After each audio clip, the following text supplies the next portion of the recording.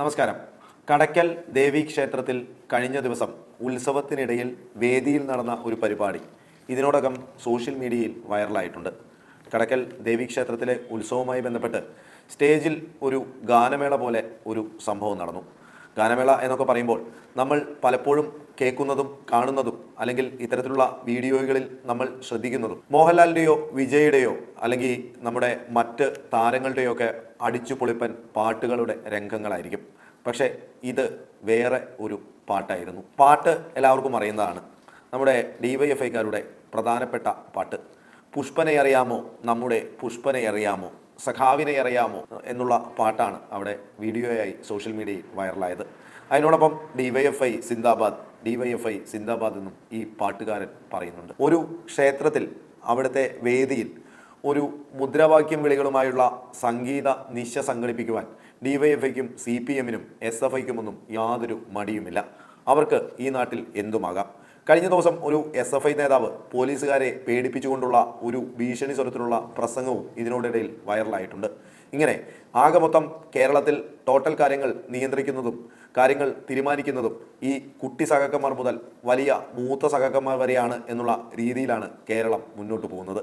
അതിൻ്റെ ഏറ്റവും വലിയ തെളിവാണ് ഇന്ന് രാവിലെ നമ്മളറിഞ്ഞ വാർത്ത. നമ്മുടെ കളമശ്ശേരിയിലുള്ള ഗവൺമെൻറ് പോളിടെക്നിക്കിൻ്റെ മെൻസ് ഹോസ്റ്റലിൽ നിന്നും 2 കിലോ കഞ്ചാവാണ് ഇന്ന് രാവിലെ പോലീസ് കണ്ടെടുത്തത്. ഹോളി ആഘോഷമൊക്കെയാണ്. ഇത്തരത്തിലുള്ള ഇന്ത്യയുടെ സാംസ്കാരികമായ ഉത്സവങ്ങളൊന്നും സഖാക്കന്മാർ പണ്ടേ ആഘോഷിക്കാറില്ല. പക്ഷേ ഇപ്പോൾ ആഘോഷം തുടങ്ങി. കടയ്ക്കൽ ദേവി ക്ഷേത്രത്തിൻ്റെ സ്റ്റേജിൽ കയറി പുഷ്പനെ അറിയാമോ എന്നുള്ള പാട്ട് പാടാം. അതുപോലെ കളമശ്ശേരിയിലെ ഗവൺമെൻറ് പോളിടെക്നിക്കൽ കോളേജിൻ്റെ മെൻസ് ഹോസ്റ്റലിൽ ഹോളി ആഘോഷത്തിനായി കൊണ്ടുവന്ന കഞ്ചാവ് സൂക്ഷിക്കുകയും ചെയ്യാം. 2 കിലോ കഞ്ചാവാണ് അവിടെ നിന്ന് പോലീസ് കണ്ടെടുത്തത്. സംസ്ഥാന ചരിത്രത്തിൽ തന്നെ ആദ്യമാണ് ഇത്രയും കഞ്ചാവ് ഒരു കോളേജ് ഹോസ്റ്റലിൽ നിന്നോ അല്ലെങ്കിൽ കോളേജ് ക്യാമ്പസിൽ നിന്നും പിടിച്ചെടുക്കുന്നത്. ഇത് പിടിച്ചെടുത്തത് കളമശ്ശേരി പോളിടെക്നിക് കോളേജിലെ SFI യൂണിയൻ സെക്രട്ടറി അഭിരാജിൻ്റെ മുറിയിൽ നിന്നാണ് ആദ്യം വന്ന വാർത്തകൾ.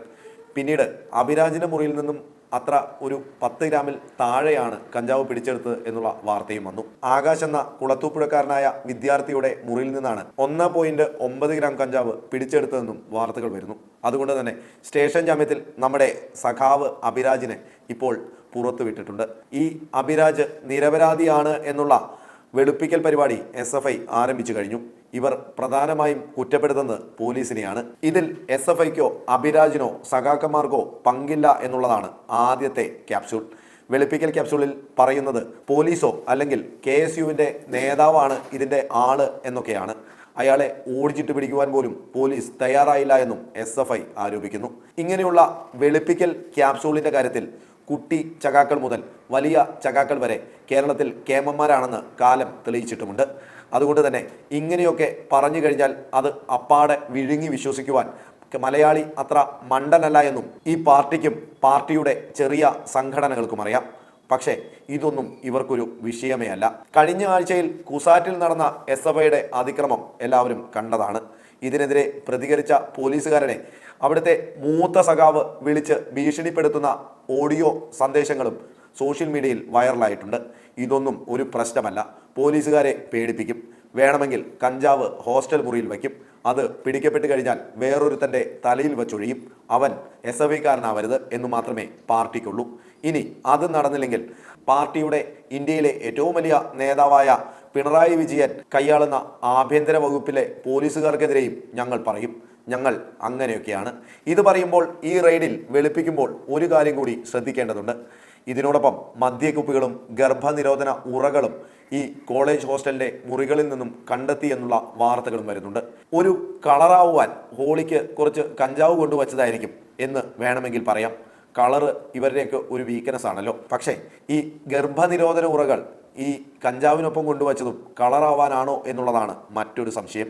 അഭിരാജിനെ സംരക്ഷിച്ചുകൊണ്ട് SFIയുടെ ഏരിയ സെക്രട്ടറി തന്നെ രംഗത്തെത്തിയിട്ടുണ്ട്. ഇനി ഇതിനേക്കാൾ വലിയ മുന്തിയ മൂച്ചുള്ള നേതാക്കൾ ഈ അഭിരാജിന് സപ്പോർട്ടുമായി എത്തും. അങ്ങനെ അഭിരാജും പഴയ പുഷ്പൻ പാട്ടിലെ പുഷ്പനെ പോലെ അടുത്ത തലമുറയിലെ HFIക്കാർ പാടി നടക്കും. അന്ന് പുഷ്പനായിരിക്കില്ല. ചകാവിനെ അറിയാമോ, ഞങ്ങളുടെ ചകാവിനെ അറിയാമോ, അനുരാജിനെ അറിയാമോ, ചകാവിനെ അറിയാമോ എന്ന് അവരും പാടി നടക്കും. അപ്പോൾ എന്തൊക്കെ കയ്യിലുണ്ടാവുമെന്നും ഏത് രീതിയിലാണ് മൈൻഡിലാണ് പാടുന്നതെന്നും കാലം തെളിയിക്കും. എന്തായാലും വെളുപ്പിക്കൽ പ്രക്രിയ കാര്യമായി നടക്കുന്നുണ്ട്. രാത്രി 9 മണി മുതൽ രാവിലെ 4 മണി വരെ റെയ്ഡ് നടത്തി ഈ കഞ്ചാവ് പിടിച്ച് പോലീസുകാർക്കുള്ള പണി പുറകെയും വരുന്നുണ്ടാവും. എന്തായാലും കാത്തിരുന്ന് കാണാം. ചകാവ് അനുരാജിന്റെ പാർട്ടി സംരക്ഷണം. ലാൽ സലാം.